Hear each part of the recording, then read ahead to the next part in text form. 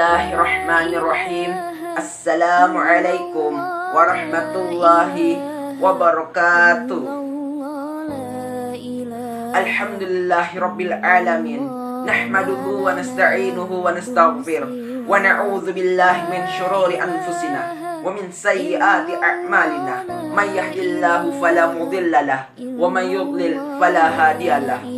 Asyhadu an la ilaha illallah wa asyhadu anna Muhammadar Rasulullah. Allahumma salli ala Muhammad wa ala ali Muhammad. Amma ba'du. Puja dan puji syukur marilah senantiasa kita panjatkan kepada Allah Subhanahu wa ta'ala, yang mana sampai hari ini, sampai detik ini, Allah Subhanahu wa ta'ala masih memberikan kita kesempatan untuk hidup, sehingga kita sama-sama untuk bisa mengumpulkan pahala, sama-sama untuk bisa mengumpulkan amal-amal kebaikan kita untuk kita jadikan bekal di hari akhir nanti. Salawat dan salam tak lupa kita curahkan kepada baginda besar Muhammad sallallahu alaihi wasallam, Nabi yang kita kenal sebagai uswatun hasanah, contoh yang terbaik,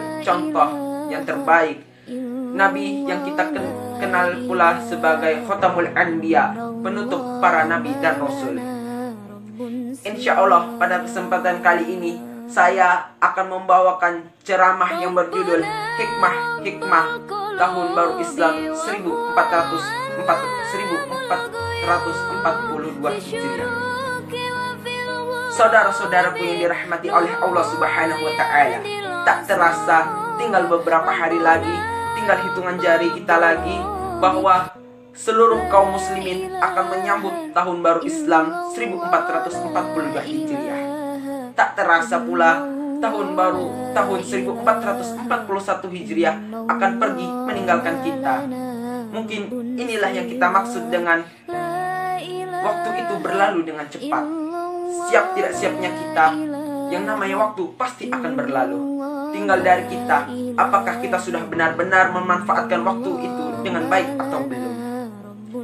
Saudara-saudaraku yang dirahmati oleh Allah Subhanahu wa ta'ala, meskipun corona ini masih merajalela, masih meneror bangsa negeri kita ini, namun bukan berarti semangat kita untuk melaksanakan kebaikan di awal tahun 1442 Hijriah ini luntur begitu saja.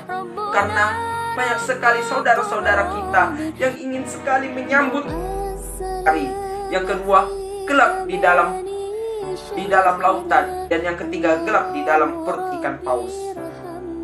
Saudara-saudaraku yang dirahmati oleh Allah Subhanahu wa ta'ala, penting bagi kita untuk mengetahui juga bahwa seorang nabi pun pernah melakukan yang namanya kesalahan.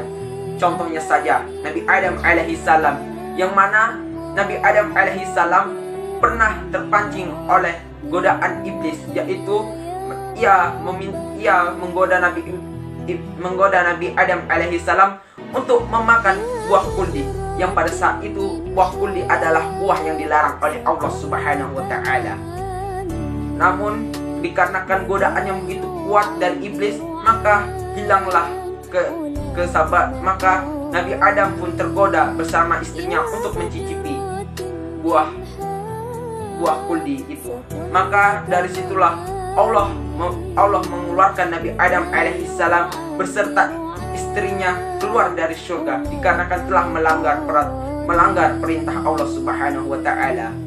Maka dari itu sang Nabi Adam pun bertobat kepada Allah Subhanahu wa ta'ala, dan tobatnya pun diterima oleh Allah Subhanahu wa ta'ala tepat di bulan Ramadan.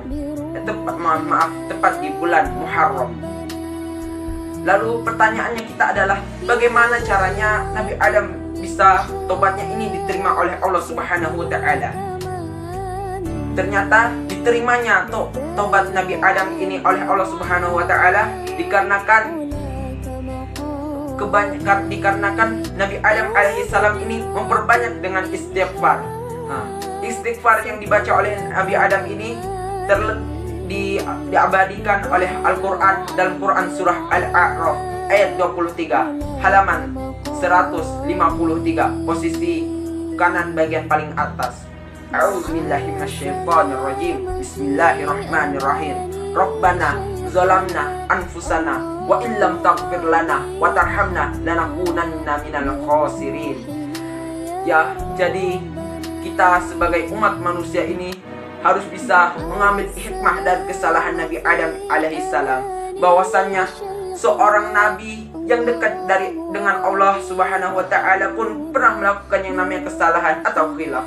Apalagi kita manusia biasa, pasti tak luput dari sebuah dosa. Dari pagi sampai ke pagi lagi, pasti kita pernah melakukan yang namanya sebuah dosa, baik itu kecil, besar, kita sadari atau kita tidak sadari, kita lupai atau kita ingat. 42 Hijriah ini luntur begitu saja, karena banyak sekali saudara-saudara kita yang ingin sekali menyambut mana rasanya tahun baru 1442 Hijriah yang mereka nantikan. Namun takdir Allah, mereka telah dipanggil oleh Allah terlebih dahulu.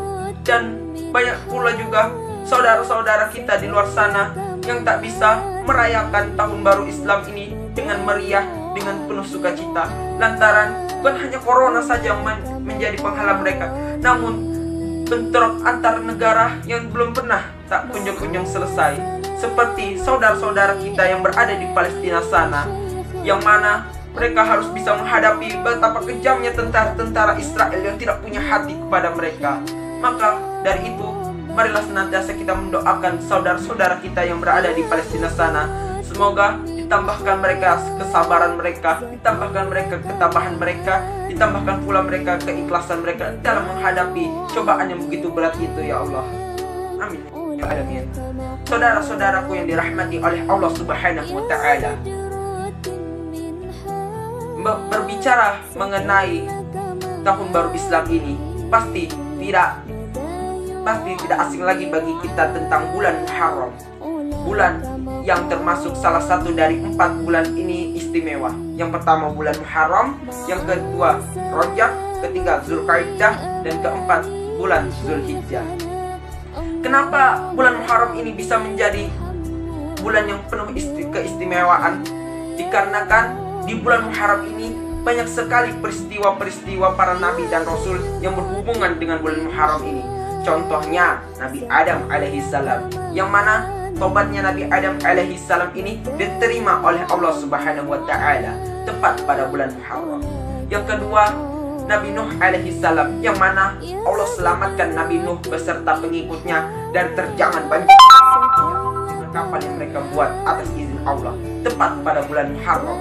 Yang ketiga, Nabi Yunus alaihissalam, yang Allah keluarkan dari perut ikan paus tepat pada bulan Muharram, yang mana pada saat itu Nabi Yunus alaihissalam merasakan betul bagaimana terjadinya 3 kegelapan yang ia rasakan. Yang pertama, gelap di malam hari. Yang kedua, gelap di dalam lautan. Dan yang ketiga, gelap di dalam perut ikan paus. Saudara-saudaraku yang dirahmati oleh Allah Subhanahu wa taala, penting bagi kita untuk mengetahui juga bahwa seorang nabi pun pernah melakukan yang namanya baik-baik. Manusia adalah manusia yang bermanfaat bagi manusia yang lain.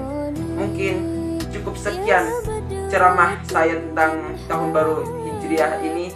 Mohon maaf atas segala kekurangan. Saya akhiri.